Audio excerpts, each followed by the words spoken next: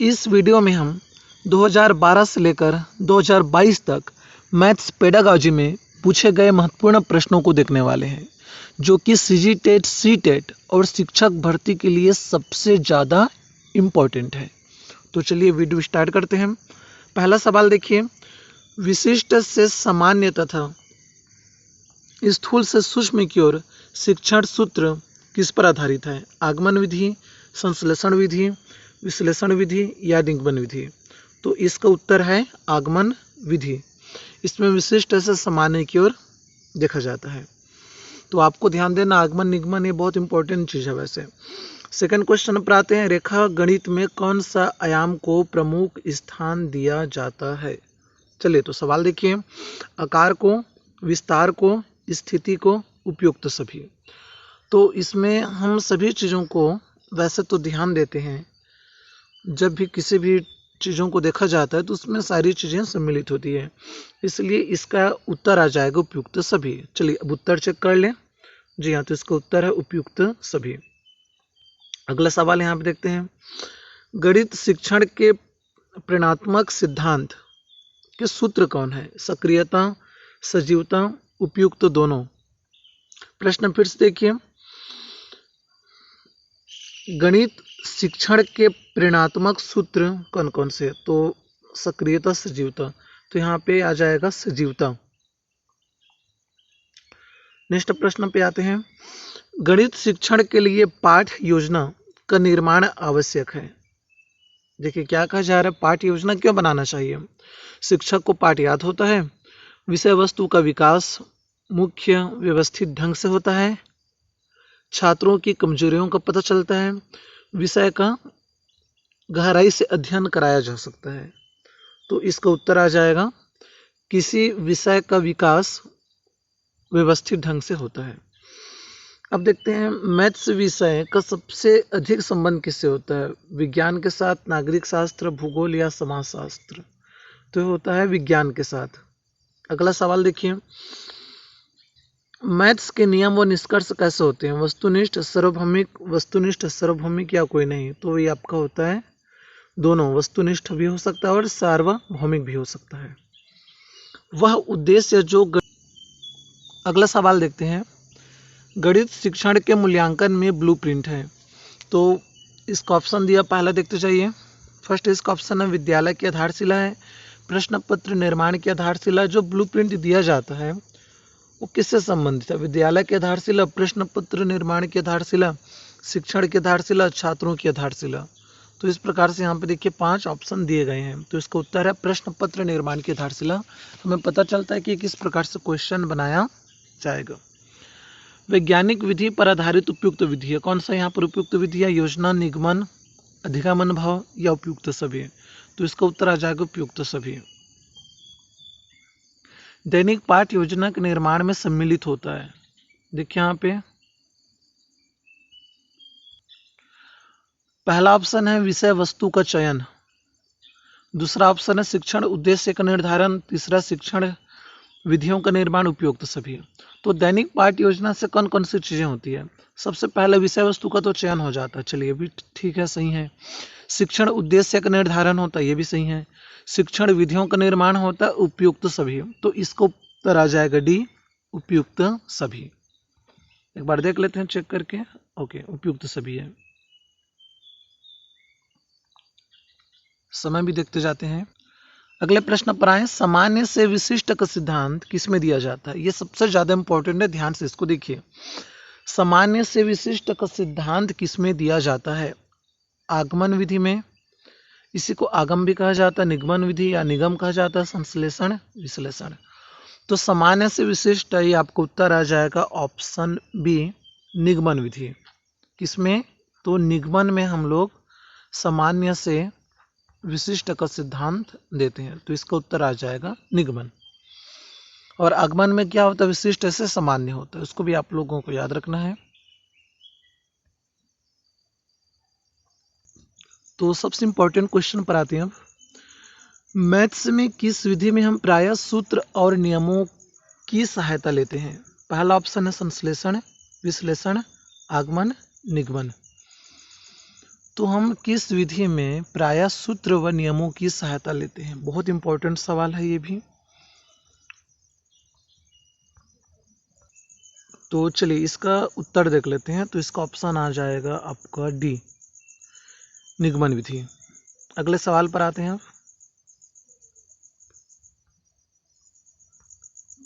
अगला प्रश्न देखिए, छोटी कक्षाओं में हम किस विधि का उपयोग कर सकते हैं?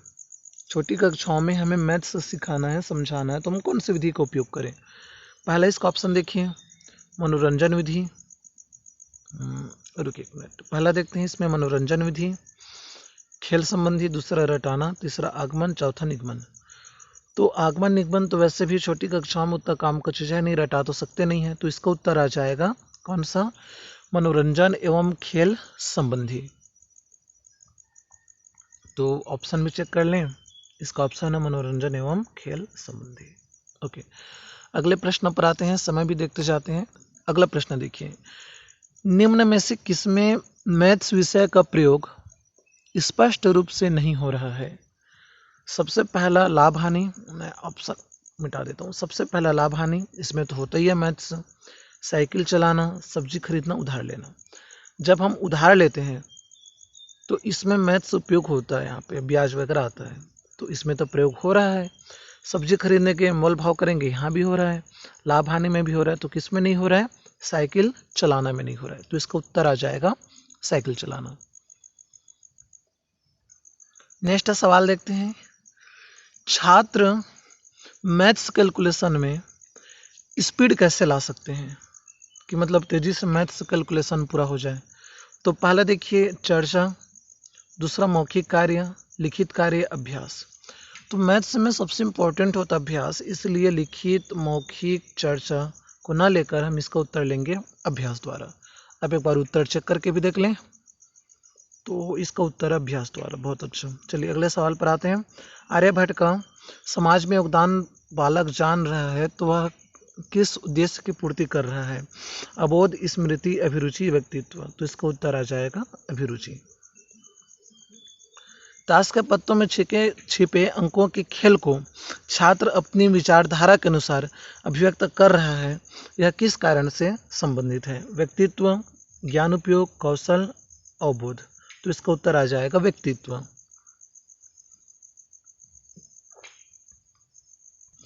अब नेक्स्ट इंपॉर्टेंट क्वेश्चन यहाँ पर एक और देख लेते हैं हम। माध्यमिक स्तर पर कौन से शिक्षण विधि का प्रयोग किया जाना चाहिए? सबसे इंपॉर्टेंट क्वेश्चन है ये।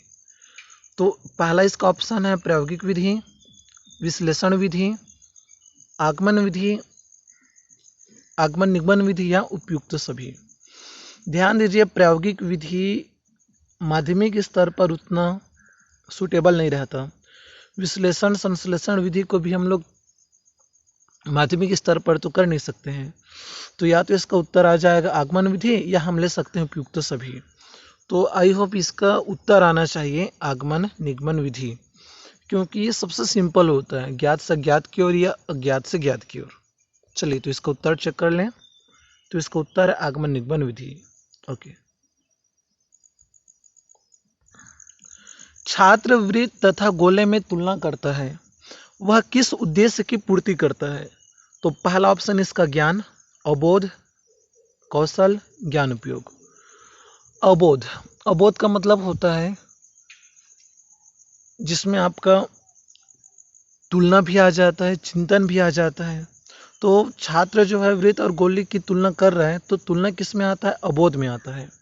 तो इसका उत्तर आ जाएगा ऑप्शन बी, अवबोध। देख लेते हैं चेक करके। ओके, अवबोध ही है। नेक्स्ट सवाल पर आइए।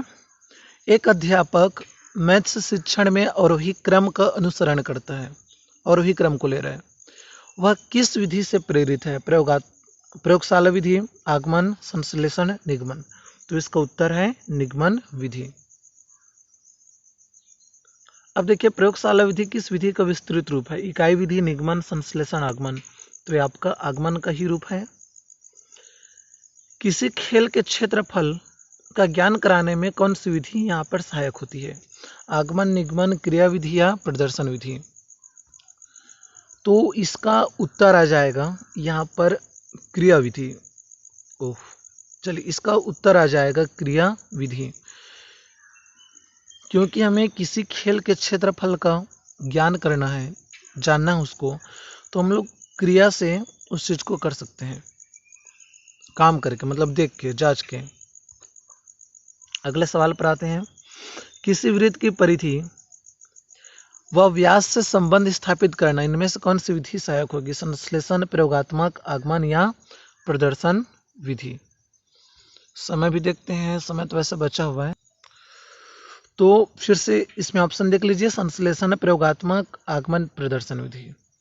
अब वृत्त की परिधि और व्यास दोनों में हमें संबंध देखना है, तो इसका उत्तर आ जाएगा प्रयोगात्मक विधि, क्योंकि हम लोग प्रयोग से क्या कर सकते हैं। इसका उत्तर आ जाएगा प्रयोगात्मक विधि, ऑप्शन बी।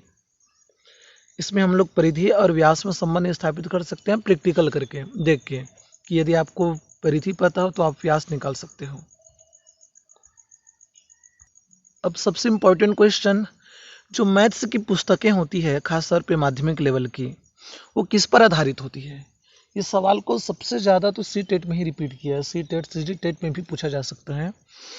तो पहले इसका ऑप्शन है संश्लेषण, मैं पहले इसको हटा दूं, संश्लेषण, प्रयोगात्मक, आगमन, प्रदर्शन।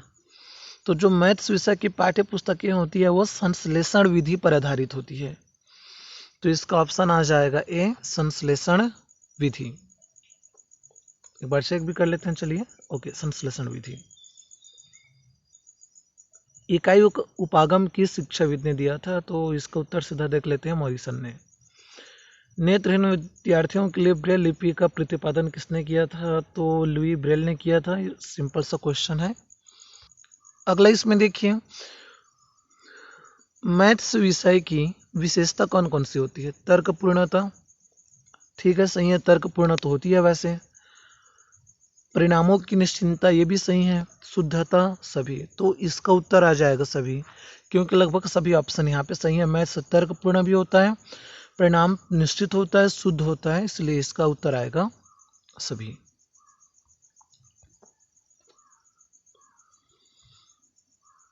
अब अगला ऑप्शन देखिए, जो बीज गणित होता है वो वास्तव में क्या होता है?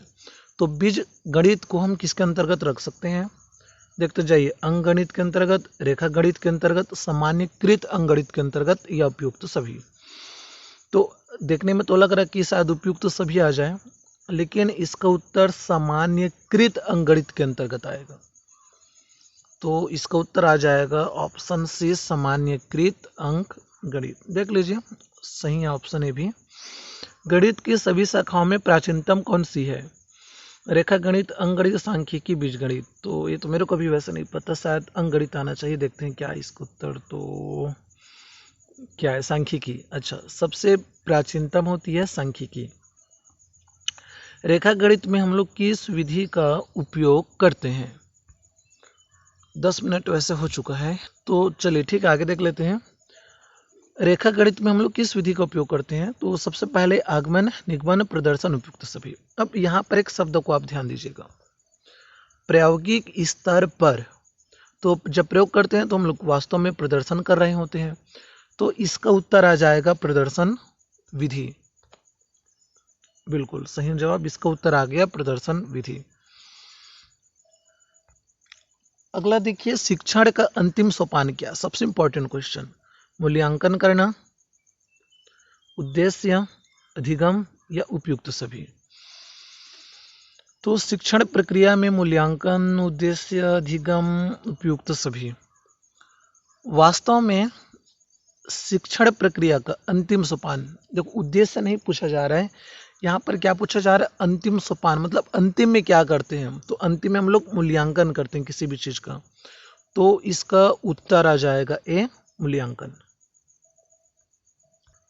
खोज विधि का प्रतिपादन किसने किया था? ऑप्शन है आर्मस्ट्रॉन्ग, किलपैट्रिक, स्निकर, या ड्वी। तो इसका उत्तर आ जाएगा प्रोफेसर आर्मस्ट्रॉन्ग। देख लेते हैं ऑप्शन, बिल्कुल सही है। निगमन विधि का उपयोग किसमें क्यों होता है? छींक आ रहा है मेरे को, चलिए देखिए। मानसिक क्षमता, वृद्धि करना, वैज्ञानिक दृष्टिकोण विकसित करना, सूत्र स्थापना करना, सूत्र का प्रयोग करना, निगमन विधि। तो यह आ जाएगा सूत्र का प्रयोग करना, क्योंकि सूत्र से हम सवाल को सॉल्व करते हैं, तो वो आपका निगमन विधि के अंतर्गत आता है, याद रखिएगा। अब सबसे इंपॉर्टेंट क्वेश्चन देखते हैं, सामान्य से विशिष्ट की ओर शिक्षण सूत्र किस पर आधारित है। फिर से सवाल को समझिए अच्छे से। सामान्य से विशिष्ट शिक्षण सूत्र किस पर आधारित है। आगमन, निगमन, आगमन निगमन, विश्लेषण। तो जब भी हम लोग सामान्य से मतलब सरल चीजों से कठिन चीजों की ओर जाते हैं, सिंपल भाषा में समझें तो जब हम सरल से कठिन की ओर जाते हैं तो उस स्थिति में हम लोग निगमन विधि को देख रहे होते हैं। ठीक है, सरल से कठिन मतलब निगमन विधि। तो इसका उत्तर आ जाएगा ऑप्शन बी, निगमन विधि। एक बार चेक करके भी देख लेते हैं। ओके, तो निगमन विधि है। एक और सवाल देख लीजिए, सर्वाधिक प्रभावशाली शिक्षण सामग्री है। पहले इसको हटाते हैं। सर्वाधिक प्रभावशाली शिक्षण सामग्री है। अब अप्रेक्षेपित, प्रत्यक्ष अनुभव, प्रक्षेपित, इनमें से कोई नहीं है। तो प्रभावशाली शिक्षण सामग्री प्रत्यक्ष अनुभव होना चाहिए। क्या प्रत्यक्ष सामने से किसी भी चीज का अनुभव लें। मैथ्स के अध्ययन से बच्चे में किस गुण का विकास होता है। आत्मविश्वास, तार्किक सोच, विश्लेषिक सोच, इनमें से सभी। तो ये सभी आ जाएगा। ओके, क्योंकि यहाँ पे सभी चीज़ों का वैसे तो विकास होता है, आत्मविश्वास भी, तार्किक सोच, विश्लेषिक और इनमें से सभी। सो इसका उत्तर आ गया डी। अगले सवाल पर जाते हैं, प्राथमिक स्तर पर मैथ्स का महत्व क्या होता है। सांस्कृतिक, मानसिक, व्यवहारिक, आध्यात्मिक। तो देखिए सबसे पहला ऑप्शन को एक बार समझें हम। प्राथमिक स्तर पर सांस्कृतिक, मानसिक, व्यवहारिक, आध्यात्मिक। देखिए मानसिक तो ऐसे हो नहीं सकता प्राथमिक स्तर पर, सांस्कृतिक भी ना होके आध्यात्मिक, तो ऑप्शन सीधा कट ही जाएगा। तो इसका उत्तर आ जाएगा व्यवहारिक। प्राथमिक स्तर पर मैथ्स का महत्व व्यवहारिक होता है। जैसे कि हमने 2 बकरी को 1000 रुपये में खरीदा, तो 4 बकरी को कितने रुपए में खरीदेंगे, या फिर इस प्रकार से चॉकलेट, टॉफी। तो ये सब जो होता है प्रैक्टिकली होता है, व्यवहारिक होता है। तो आज के वीडियो में हमने 2012 से लेकर 2022 तक मैथ्स पेडागॉजी में पूछे गए महत्वपूर्ण सवालों को देखा। आई होप आपको यह वीडियो समझ में आया होगा, और यदि कोई भी दिक्कत हो तो आप बिल्कुल कमेंट करके चीज़ों को पूछ सकते हैं। Thank you.